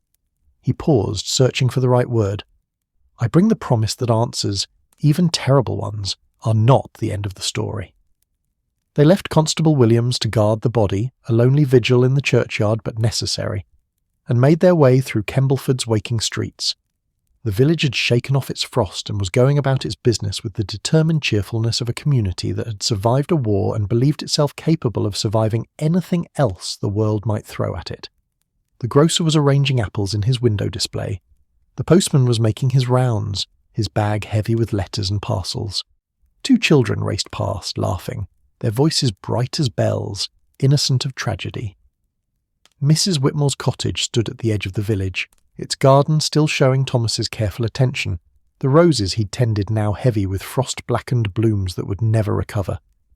Father Brown knocked gently, his heart heavy with the knowledge of what he was about to deliver, the news that would transform Eleanor Whitmore from wife to widow, from hopeful to bereaved. She opened the door with hope in her eyes, hope that faded instantly when she saw their faces, Father Brown's sorrow and Inspector Davies's professional gravity. She knew before they spoke. Wives always knew, Father Brown had learned. Some knowledge transcended words. existed in the space between hearts that had beaten in rhythm for 42 years. "Thomas," she whispered, the word barely audible, and Father Brown caught her elbow as she swayed, guided her to the chair in her small sitting room, sat beside her as Davies delivered the official news in his official way, kind but distant, informative but not intimate. She wept quietly, her hands clutching a handkerchief that had probably been Thomas's once, her face crumpling with grief, but her voice remaining steady as she answered Davies's questions. Yes, Thomas had been troubled recently. Yes, he'd been spending time with the church records, the old psalm book. No, he hadn't told her everything. Thomas had a way of keeping things to himself until he was certain, until he could present his findings with the confidence of complete knowledge. "Did he mention Mr. Harwick?" Davies asked gently. Eleanor looked up, her eyes red but clear, sharp with the understanding of someone who had put pieces together even in the midst of sorrow. He said Gerald was a weak man. Not evil, Thomas insisted on that. Weak. Tempted beyond his ability to resist, and then trapped by his own weakness, unable to confess, unable to stop. Thomas felt sorry for him, I think, even as he prepared to expose him. She dabbed at her eyes. That was Thomas, always seeing the humanity in people, even in those who had sinned. Father Brown felt something twist in his chest, a recognition of the particular tragedy that unfolded when good people encountered evil and failed to understand its capacity for self-preservation, its willingness to destroy rather than be destroyed. Thomas had felt sorry for Harwick, had perhaps even approached him with compassion, with an offer of redemption through confession, and Harwick, panicked, desperate, had responded not with gratitude but with violence. They left Eleanor in the care of a neighbour who had appeared as neighbours always did in small villages, summoned by some invisible network of awareness and obligation. Father Brown and Inspector Davies walked back toward the church, the morning now fully established, the sun bright, the air warming, the world continuing its indifferent rotation. "We'll need to question Harwick," Davies said, "carefully. If he killed Thomas, if he's capable of violence, we don't want to spook him into doing something desperate." "Gerald Harwick is already desperate," Father Brown replied quietly. "Has been for 7 years, I suspect. Desperation makes people capable of terrible things, Inspector. Not because they're evil, necessarily, but because they're trapped, because they've made one wrong choice and then another, each decision narrowing their options until violence seems like the only door left open." They found Harwick exactly where Father Brown had predicted, in the church office, surrounded by ledgers and papers, his thin frame hunched over the desk like a question mark awaiting its answer. He looked up as they entered, his face already pale but going paler still when he saw Inspector Davies's uniform, the official gravity of his presence. "Mr. Harwick," Davies began, his voice neutral, professional, "we need to speak with you about Thomas Whitmore. Perhaps you'd better sit down." But Harwick was already standing, his hands fluttering nervously, his eyes darting between Father Brown and the inspector, like a trapped bird seeking escape. I was just finishing the weekly accounts. The parish council meets this evening, they'll want the report." "The accounts can wait," Father Brown said gently, moving to close the office door to create privacy for what was about to unfold. "Gerald, Thomas has been found, in the churchyard. I'm very sorry, but he's dead." The words fell into the space between them like stones into water, creating ripples that spread outward, touching everything. Harwick's face went through a series of expressions. Shock, certainly, but beneath it something else. Relief, fear, guilt. Perhaps all three tangled together like threads that could no longer be separated. "Dead?" Harwick's voice was barely a whisper. "But how? When? Was it his heart? Thomas was always so healthy, but hearts fail. They fail suddenly sometimes." "It wasn't his heart," Inspector Davies said, his eyes fixed on Harwick with the steady attention of a man trained to read faces, to see beyond words to the truths that lay beneath. "Someone struck him from behind, Mr. Harwick.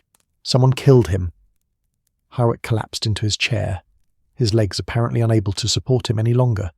His hands shook violently now, beyond his ability to control, and he clutched the desk's edge as if it were the only solid thing in a world that had suddenly lost all stability.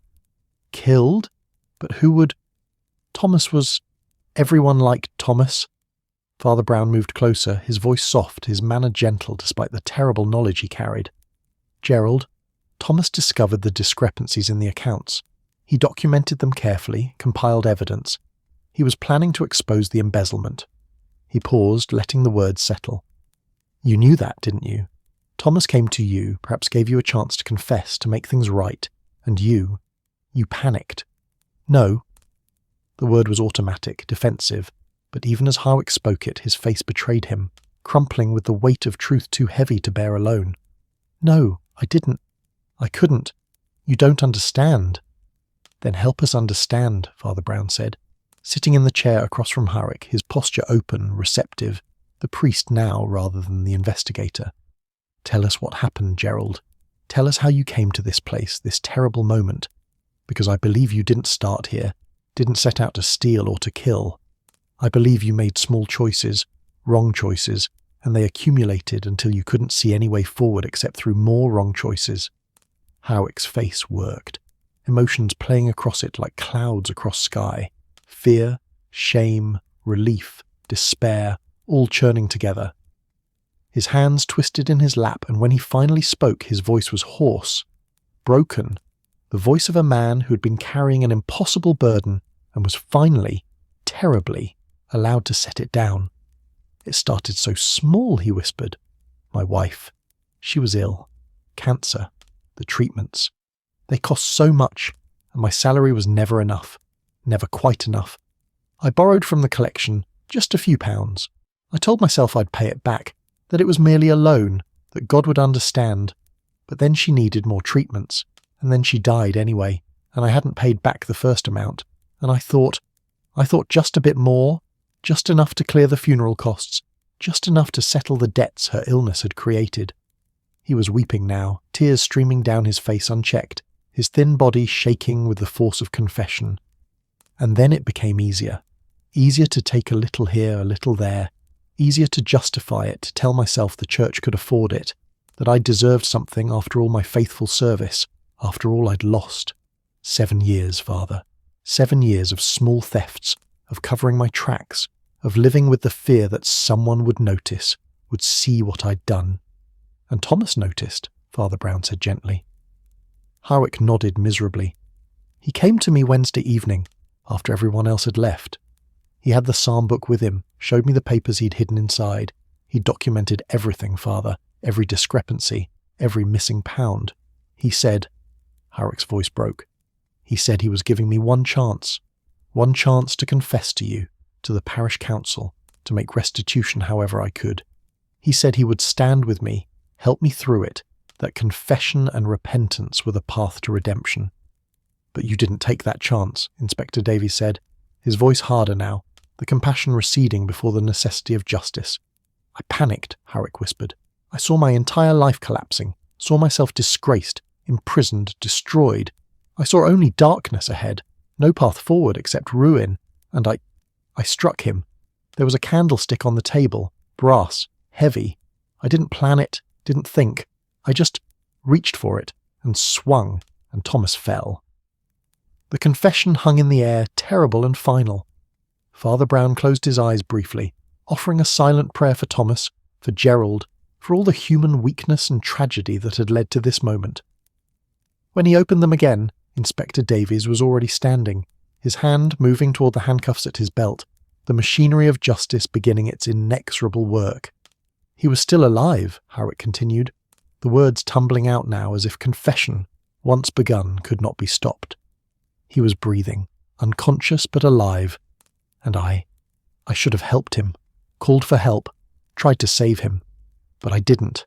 I took the psalm book, took the papers, and I carried him to the churchyard. I don't know what I thought, that it would look like he'd fallen perhaps, that the cold would obscure what had happened. I arranged him carefully, tried to make it look peaceful, dignified. I thought maybe that would count for something, that gentleness, that final respect.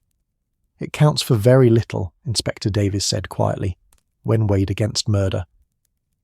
Father Brown stood, his heart heavy with the sorrow of understanding, of seeing how sin multiplied itself, how one wrong choice led to another until a basically decent man, for he believed Harwick had been basically decent once, became capable of taking a life.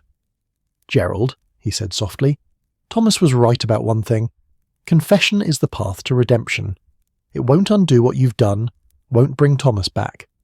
But it's a beginning, a hard beginning, but the only one left to you now. Hawick nodded, his face a mask of devastated acceptance, and held out his hands for the handcuffs that Davies applied with professional efficiency.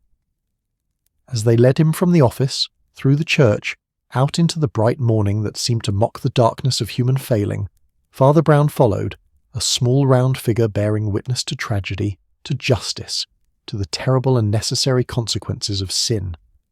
The church stood silent behind them, its stones holding their secrets, its windows reflecting light, its bells quiet in their tower. But somewhere in that silence Father Brown felt sure there was also grace. Grace for Thomas, whose righteousness had led him to death but whose death had led to truth.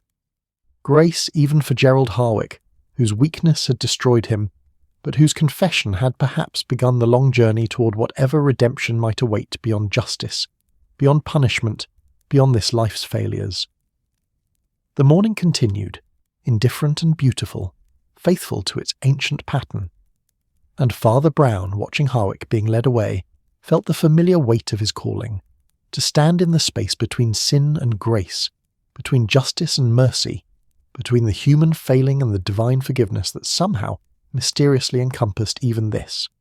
The afternoon settled over Kembleford with the weight of autumn rain, though no rain fell.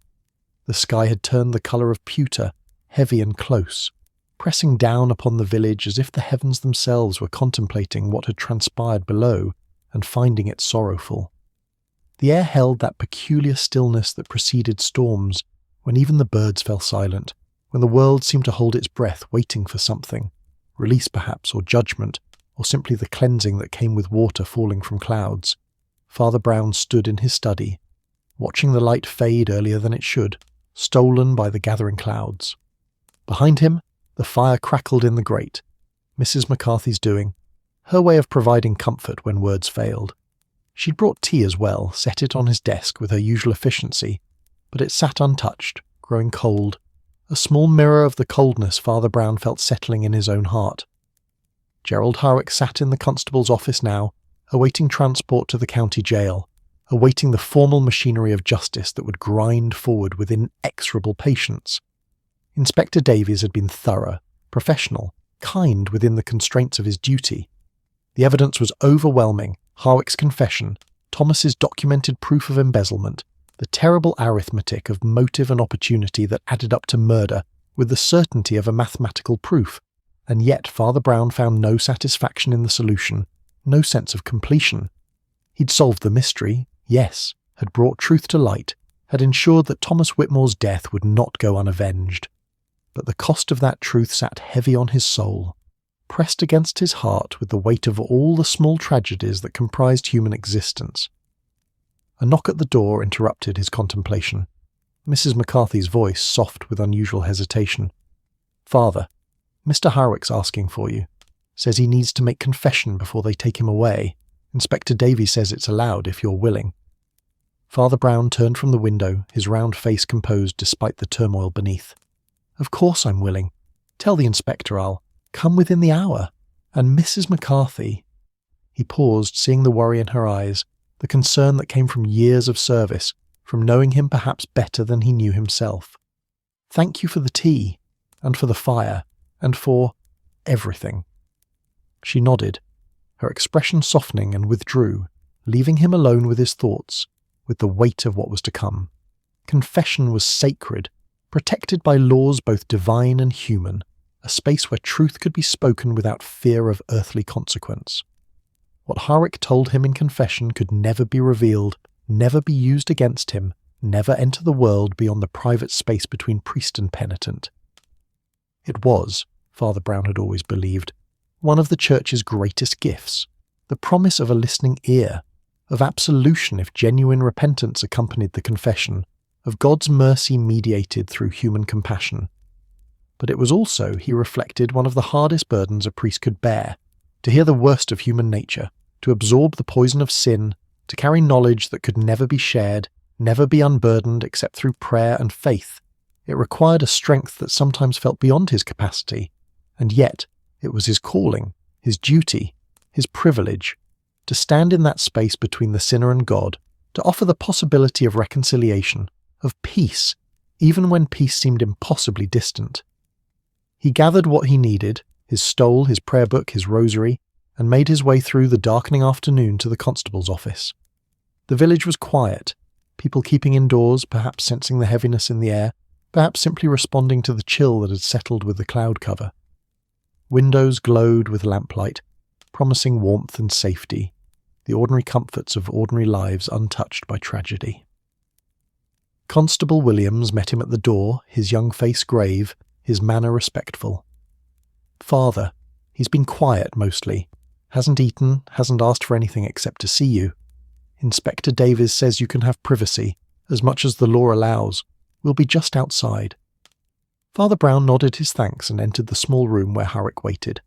It was sparse, functional, a holding cell rather than a true prison.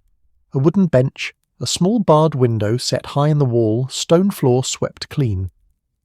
Howick sat on the bench, his thin frame somehow diminished further, as if confession had already begun to hollow him out, to strip away the layers of pretense and defence that had sustained him through 7 years of theft and one terrible night of violence. He looked up as Father Brown entered, his face ravaged by weeping, by fear, by the terrible knowledge of what he had done and what awaited him. "Father," he whispered, his voice hoarse, "thank you for coming. I wasn't sure you would. After what I've done, after—" "Peace, Gerald," Father Brown said gently, settling himself on the bench beside Howick close, enough to offer comfort through proximity but not so close as to seem intrusive. "I'm a priest. Hearing confession is what I do, regardless of the sin. God's mercy isn't rationed according to the severity of our failures. If it were, none of us would have hope." He placed his stole around his neck, that simple vestment that transformed this bare room into a confessional, that created sacred space even in the midst of secular judgment. "Are you ready to make your confession, my son? To speak honestly before God and seek his forgiveness?" Howick nodded, his hands twisting together in his lap, and began to speak. Not the abbreviated version he'd given Inspector Davies, but the full story, the long slow descent from minor theft justified by desperation to major theft justified by habit, from good man to thief to murderer. His voice was steady at first, then breaking, then steady again, the words coming in waves as if he were purging himself of poison, expelling the accumulated guilt of years.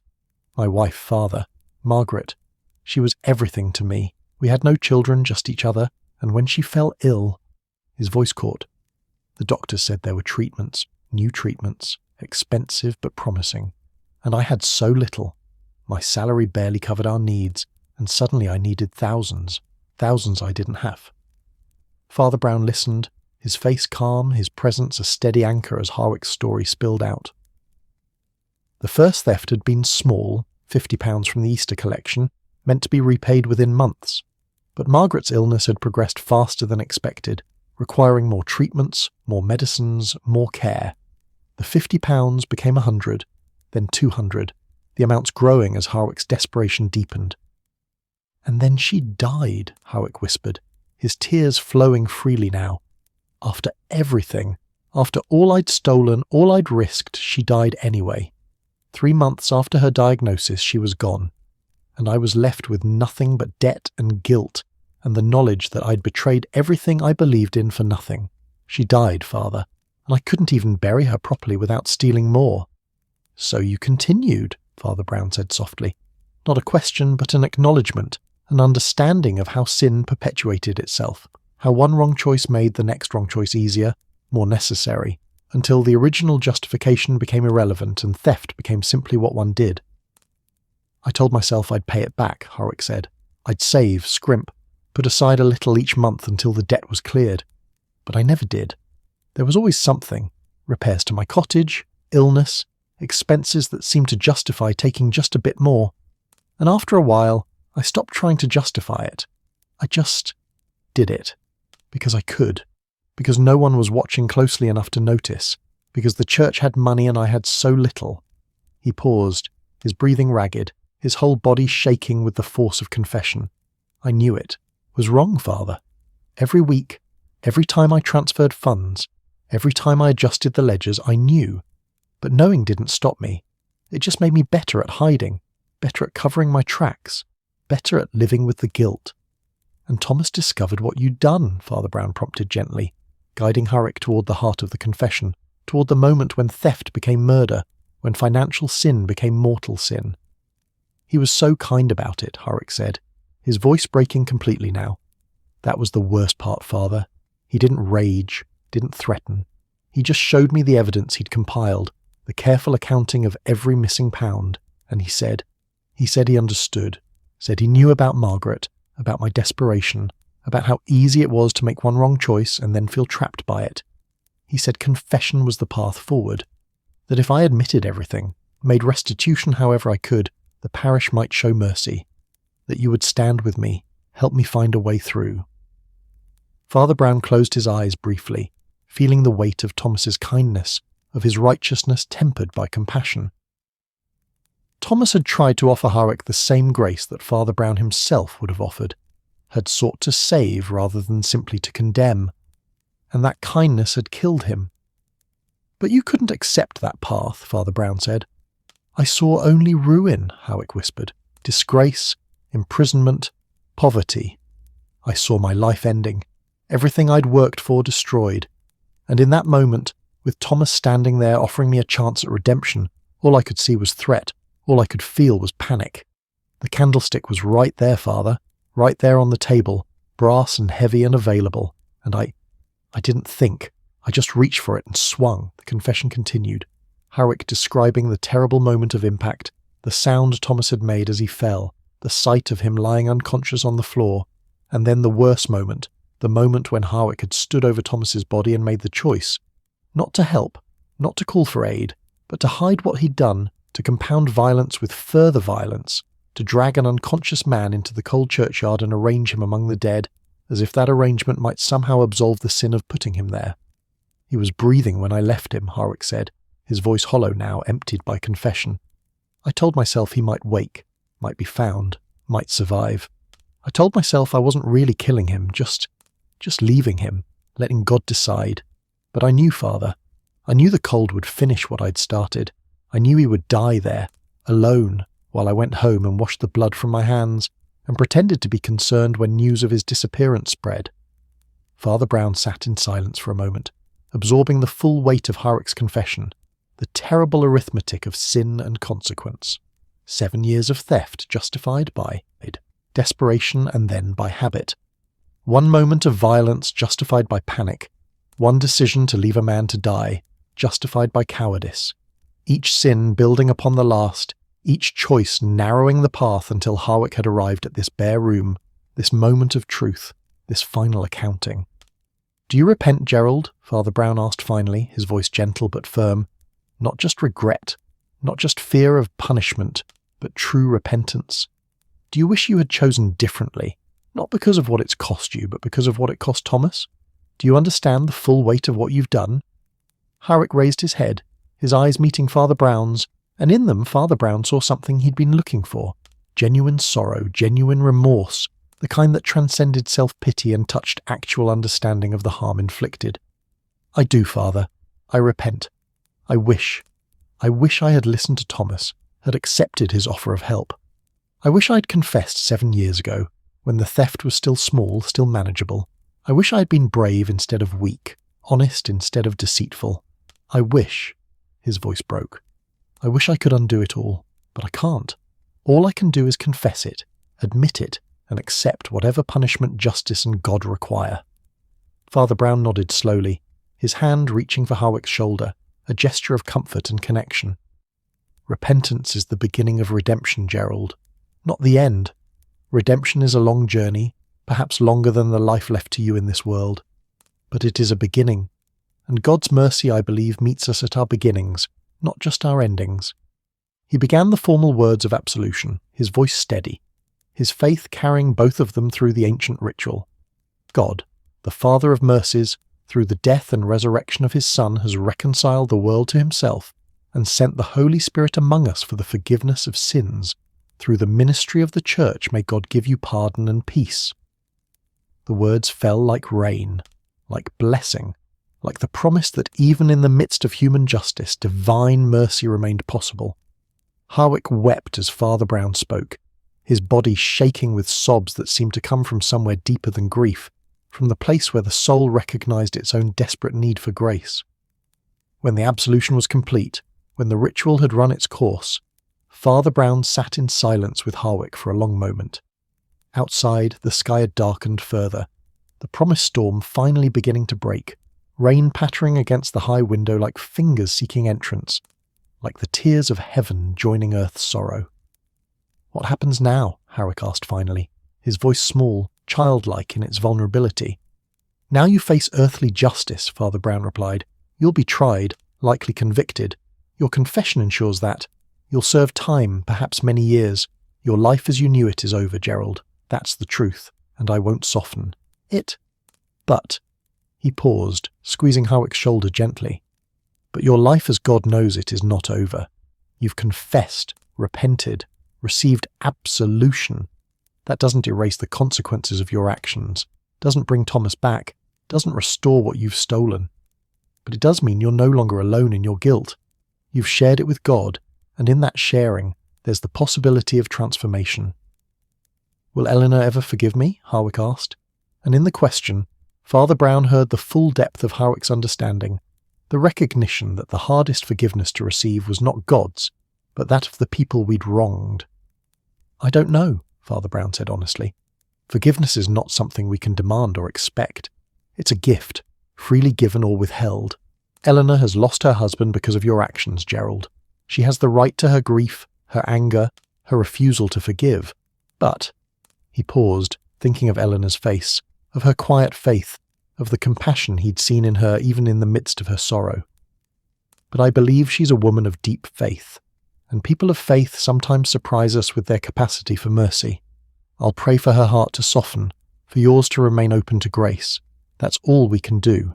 Pray, and trust that God works even in the hardest soil." A knock at the door interrupted them. Inspector Davies's voice, apologetic but firm. "Father, I'm sorry, but the transport has arrived. We need to take Mr. Hawick now." Father Brown stood, removing his stole, transforming the space back from confessional to cell, from sacred to secular. He helped Hawick to his feet, steadied him as his legs threatened to buckle, and walked with him to the door. Outside, in the rain that now fell steadily, a police wagon waited, its dark interior promising isolation, punishment, the long, slow process of justice. "Gerald," Father Brown said as the constables approached to lead Hawick away, "remember what you've received today. Absolution, forgiveness, the promise that God's mercy is larger than human sin. Hold on to that in the dark days ahead. Let it be your light when all other lights fail." Hawick nodded, tears mixing with rain on his face, and allowed himself to be led away. Father Brown watched as the wagon pulled away, its wheels splashing through puddles, carrying Gerald Hawick toward whatever future awaited, toward prison, toward punishment, toward the long accounting of sin, and perhaps, if grace proved sufficient, toward some eventual peace. The rain continued, washing the streets, cleansing the air, falling equally on the righteous and the unrighteous, on the living and the dead, on the church and the constable's office and the cottage where Eleanor Whitmore grieved alone. Father Brown stood in it for a moment, letting it soak through his coat, his hat, his very being, as if the water might somehow wash away the sorrow he carried, the weight of knowledge and responsibility, and the terrible burden of standing between human failing and divine mercy. Then he turned, walking slowly back toward the rectory, toward warmth and firelight, toward Mrs. McCarthy's concern and the simple comfort of tea and silence. Behind him, the village settled into evening, lights glowing in windows, smoke rising from chimneys, life continuing despite tragedy, because life always continued faithful to its pattern, indifferent to individual sorrow, carrying forward the endless cycle of sin and grace, justice and mercy, death and the promise of resurrection. Sunday morning arrived with the clarity that sometimes follows storms, as if the rain had washed more than just the streets and stones, had somehow cleansed the very air of Kembleford, leaving it sharp and clean, and filled with a light that seemed to illuminate not just surfaces but depths. The sky was that particular shade of blue that belonged to late autumn, deep and endless, holding within it the promise of winter's coming but not yet surrendered to its grip. The church bells rang across the village, calling the faithful to worship, their sound carrying further than usual in the crystalline air, reaching into homes and hearts with the ancient summons to gather, to pray, to remember. St. Mary's stood waiting, its stone walls solid in the morning light, its windows already glowing with the sun's touch, transforming the stained glass into declarations of colour and faith. Ruby and sapphire, emerald and gold, each pane a prayer rendered in light. The churchyard, still damp from Friday's rain, showed no sign now of the tragedy it had witnessed. The oak tree spread its branches in quiet benediction over the spot where Thomas Whitmore had been found, its leaves turning gold and bronze, beginning their own slow fall, their own return to the earth from which they'd sprung. Father Brown had been awake since before dawn, unable to sleep, his mind turning over the events of the past week like pages in a book he couldn't quite close. The solution to the mystery had brought no satisfaction, only sorrow, the recognition that human weakness, unchecked and unconfessed, could transform basically decent people into thieves and murderers, could corrupt the very institutions meant to provide sanctuary and grace. He'd spent the hours before dawn in his study, not reading but simply sitting, watching darkness give way to light, allowing his own troubled thoughts to settle like sediment in water left undisturbed. Mrs. McCarthy had found him there when she'd arrived to prepare breakfast, her face showing concern but no surprise. She knew, as she knew most things about him, that some sorrows required silence rather than speech, presence rather than comfort. She'd brought tea, built up the fire and left him to his contemplation, understanding that priests like everyone else needed time to process grief, to absorb tragedy, to find their way back to faith when faith seemed tested beyond bearing. Now, as the church bells continued their summons, Father Brown rose from his desk and prepared himself for what lay ahead. Today was Thomas Whitmore's funeral, a service that would mark not just the end of one man's life, but the end of innocence for an entire community, the recognition that evil existed not just in distant places, but here, among them, in the person of their trusted treasurer, in the quiet violence that had stolen one of their own. He dressed with care, his vestments a kind of armour against the day's demands, and made his way across the dew-dampened grass to the church. Already people were gathering, the faithful arriving early as they always did, seeking the best pews, greeting neighbours with subdued voices, their faces reflecting the communal grief that had settled over Kembleford like fog. They nodded to Father Brown as he passed, their expressions mixing sympathy and expectation.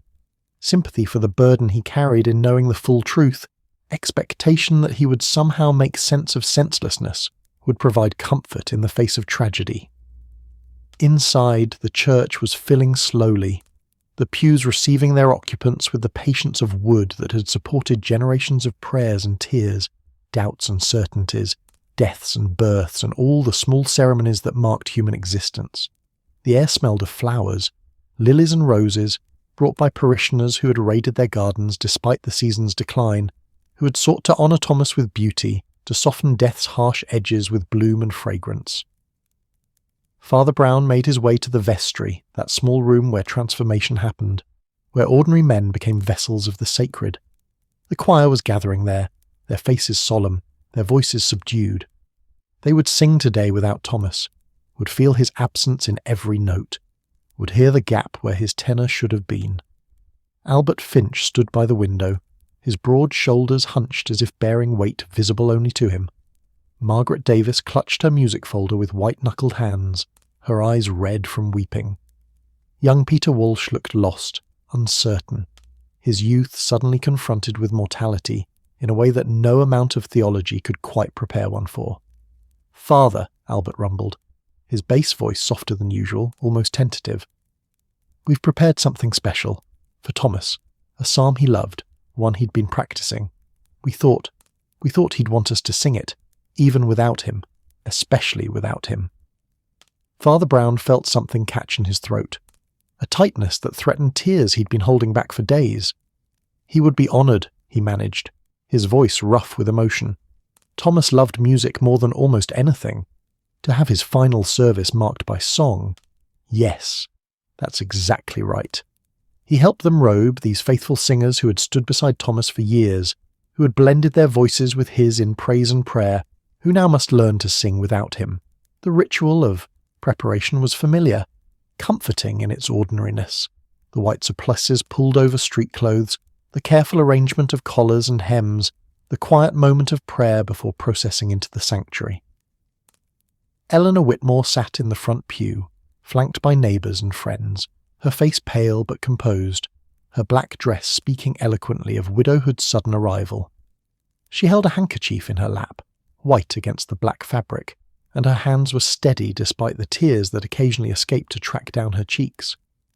When Father Brown's eyes met hers, he saw not just grief but something else, a kind of grace, a dignity that came from faith tested and not found entirely wanting.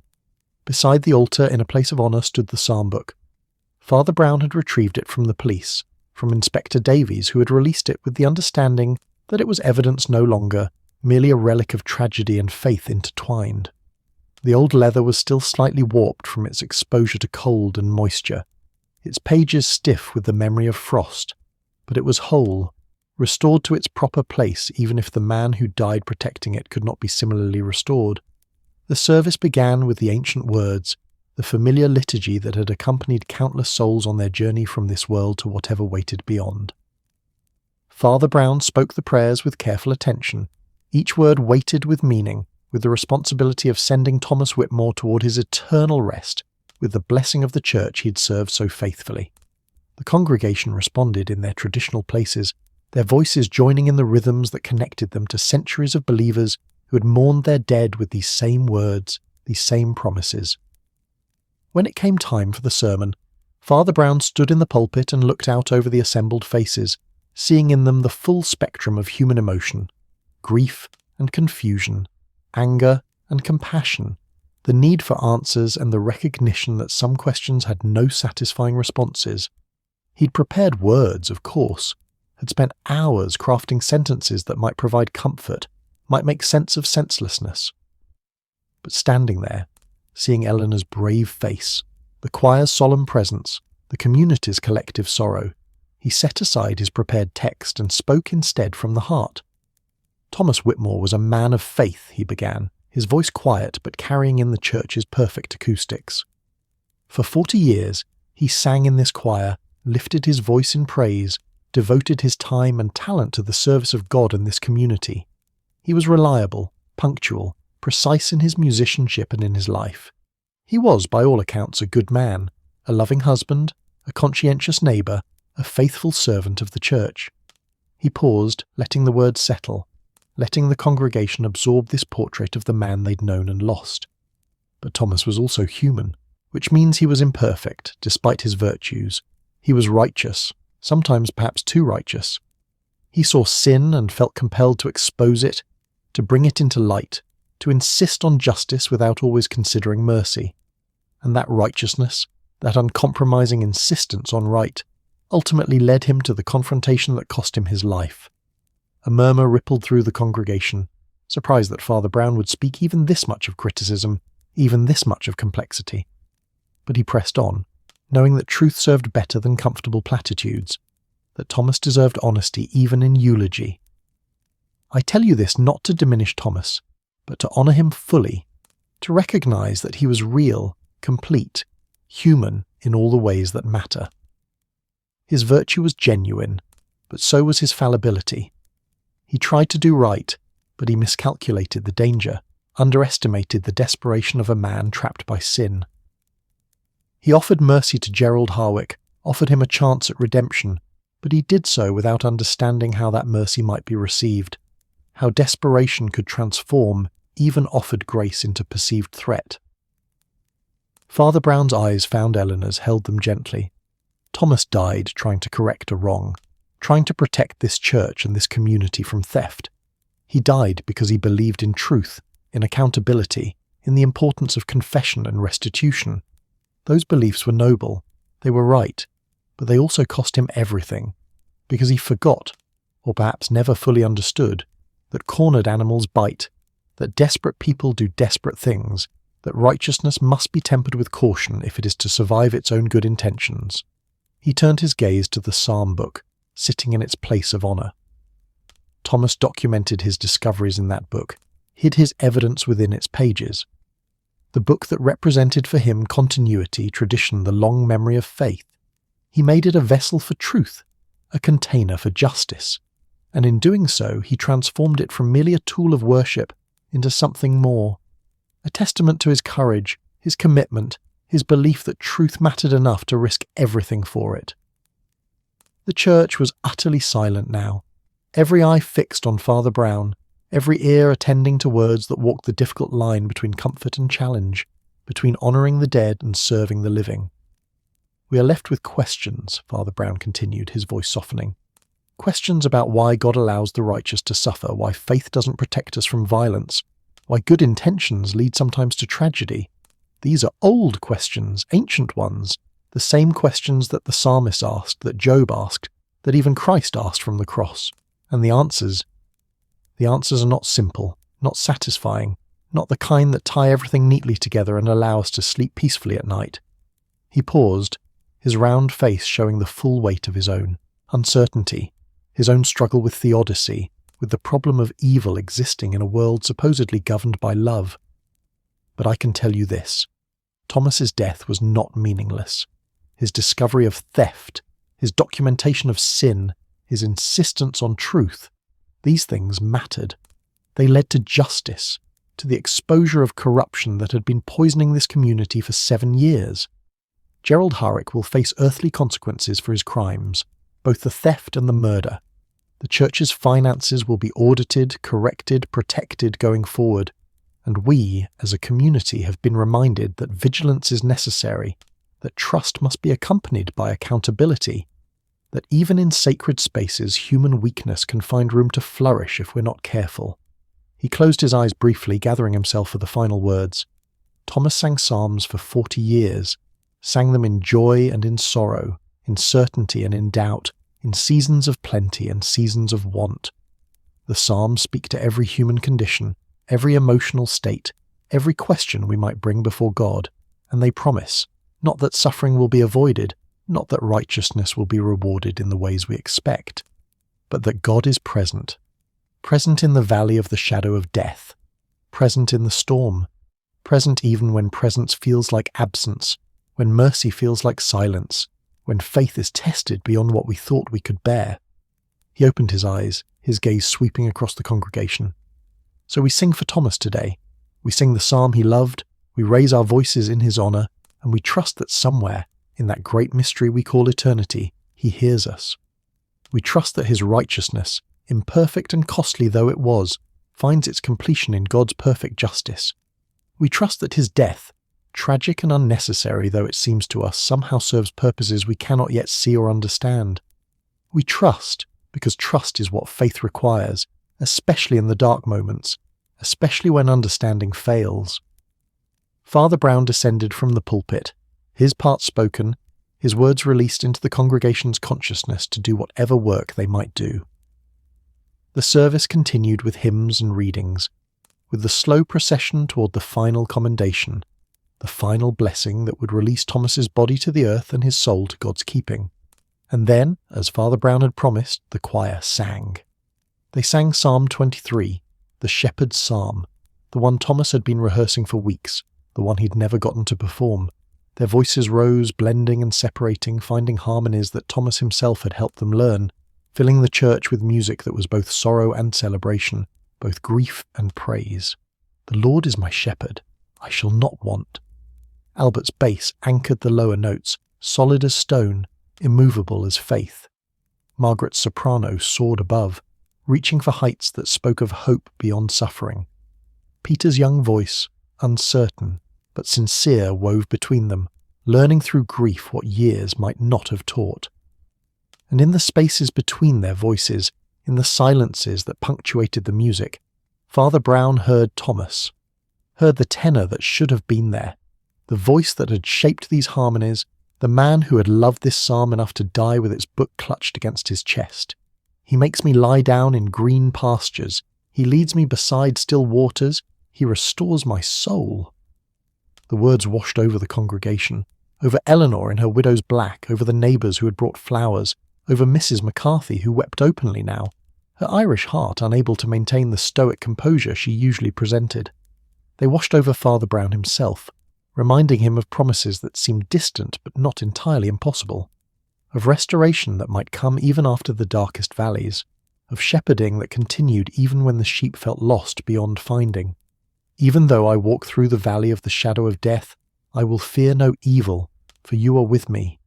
The psalm continued, verse by verse, the choir giving their best to honour their fallen colleague, to fill the gap his absence had created. And as they sang, something shifted in the church, in the assembled community, in the air itself. The grief remained, certainly. Grief would remain for a long time, would mark Eleanor's days and the choir's practices and every Sunday when Thomas's voice was missed. But alongside the grief, something else emerged. Not quite peace, perhaps, but the possibility of peace. Not quite understanding, but the acceptance that understanding might not be necessary. That faith sometimes meant trusting without comprehension, hoping without guarantees. When the psalm ended, when the final notes faded into the church's ancient stones, silence followed. Not the empty silence of absence, but the full silence of presence, of something having been accomplished, of tribute having been paid. Father Brown allowed it to extend, to fill the space completely, before speaking the final words of commendation. We commit Thomas's body to the ground, earth to earth, ashes to ashes, dust to dust, in the sure and certain hope of the resurrection to eternal life, through our Lord Jesus Christ, who will transform our lowly body that it may be like his glorious body, by the power which enables him to subject all things to himself. The congregation responded with the ancient Amen, that word of agreement, of affirmation, of letting go. And then they processed out into the sunshine, into the churchyard where a grave waited, freshly dug, ready to receive Thomas Whitmore's body and return it to the earth that had sustained him in life. The burial was brief, as burials were, the coffin lowered with care, Eleanor casting the first handful of earth with a hand that trembled but did not falter. Others followed, each adding their small contribution to the covering, to the final act of farewell. Father Brown spoke the words of blessing one last time, committing Thomas to God's mercy, to the long sleep that would end only at resurrection, if resurrection proved to be more than metaphor, more than the hope that sustained believers through the long darkness of mortality. Afterward the congregation dispersed slowly, reluctantly, as if leaving the churchyard meant leaving Thomas behind, meant returning to ordinary life when nothing felt ordinary anymore. Mrs. McCarthy had arranged refreshments in the church hall, tea and sandwiches, cake and sympathy, the ritual feeding that accompanied every significant community event. People gathered there, speaking in hushed tones at first and then gradually louder, the conversation moving from Thomas to weather to harvest, to all the ordinary concerns that comprised life, that continued despite death, that would continue long after all of them had joined Thomas in the churchyard's eternal rest. Father Brown moved among them, offering comfort where comfort was needed, listening to memories and condolences, accepting thanks for the service, for the words spoken, for the care taken in honouring their friend and neighbour. But part of him remained elsewhere, remained in the quiet of the church, in the space where Thomas's voice would forever echo, where the psalm book sat restored to its place, where the mystery had been solved but not, perhaps, fully resolved. As afternoon mellowed toward evening, as the last of the guests departed and the church hall emptied, Father Brown found himself back in the sanctuary. The light was changing again, that familiar slide toward dusk, toward the hour when Thomas had disappeared a week ago, when righteousness had met desperation and tragedy had been born. He sat in one of the pews, in a spot where he could see both the altar and the windows, where light and shadow played across the stone in patterns as old as the building itself. The psalm book caught his eye, its leather binding dark against the white cloth, and he rose to retrieve it, to hold it in his hands and feel the weight of what it represented. Opening it carefully, he turned to the pages where Thomas had hidden his evidence, now empty, the papers taken by police and then returned to Father Brown for safekeeping until the trial. But the pages themselves bore witness, showed the impressions where folded paper had rested, showed the intent of a man who had believed that truth mattered, that justice was worth pursuing, that sin should be exposed and corrected regardless of cost. "You were right, Thomas," Father Brown murmured to the empty church, to the ghost of tenor notes that lingered in his memory. "Right to document the theft, right to insist on accountability. But you were also wrong. Wrong to confront Harwick alone, wrong to underestimate desperation, wrong to think that righteousness alone could protect you from violence. And now you're gone, and we're left to pick up the pieces to find meaning in meaninglessness, to trust that your death serves some purpose we cannot yet see." The church offered no answer, no voice from heaven, no miraculous sign. It simply stood, as it had stood for centuries, holding its prayers and its sorrows, its joys and its tragedies, offering sanctuary to all who entered and demanding nothing except that they bring their full humanity, their doubts and their faith, their sins and their grace, their questions and their trust that questions did not negate faith but deepened it. Father Brown closed the psalm book gently and returned it to its place. The light was nearly gone now, the windows fading from brilliant colour to subtle glow, the day ending as all days ended, with darkness and the promise that morning would come, that light would return, that life would continue its ancient pattern. He made his way out of the church, pausing at the door to look back one final time at the sanctuary where Thomas had sung for 40 years, where his voice had been part of the fabric of worship, where his absence would be felt for years to come. And then he stepped out into the evening, into the cooling air, into the world that continued despite tragedy, that held within it both terrible violence and stubborn grace, both human weakness and divine mercy, both death and the promise, fragile, improbable, but still present, of resurrection. The stars were beginning to appear, those ancient lights that had watched over countless human dramas, countless tragedies and triumphs, countless lives lived and lost and remembered and forgotten. Father Brown walked slowly back to the rectory, his round form a small shadow against the gathering darkness, a priest carrying the weight of his calling, the burden of knowing too much and understanding too little, the responsibility of standing between human failing and divine grace. Behind him, St. Mary's settled into night, its bells silent, its doors closed, its stones holding their secrets. The churchyard held Thomas now, held him in earth and memory, in the soil that would receive spring flowers and summer sun, in the space beneath the oak tree where frost had revealed tragedy and rain had blessed sorrow. And somewhere, in the mystery that lay beyond sight and sense, beyond proof and doubt, Thomas Whitmore sang still, sang the psalm he'd loved, sang with the voice that death had silenced but faith insisted was not truly gone, sang in the eternal choir where all voices eventually joined, where harmony was perfect and melody never ended, where the song that began in earthly worship found its completion in heavenly praise. The final psalm had been sung, the mystery had been solved, justice had been served, and mercy extended where mercy was possible. And life, stubborn and resilient and faithfully hopeful, continued its ancient song, carrying Father Brown and Kembleford and all of broken, beautiful humanity forward into whatever tomorrow might bring.